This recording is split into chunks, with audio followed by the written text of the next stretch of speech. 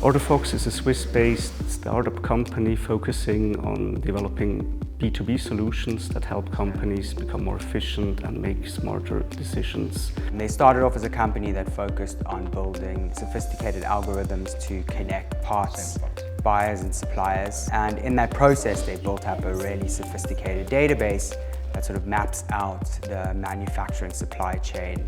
We believe that companies should not have to struggle to get the right information to make smart decisions in their business.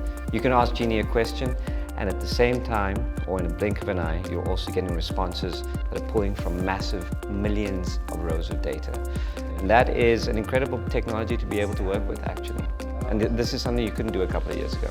You can design new features and get them out quickly, get them in front of people. And that feedback loop that we've able to implement at Orderfox, because the rate of change at which you're able to develop and design products and get them validated in the market or invalidated and fail fast and try again, is the culture that we have here. We at Orderfox have a massive appetite for experimentation and innovation.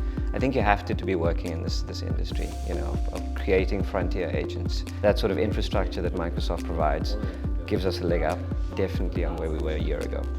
You're unlimited in how you can think of solving problems for a customer.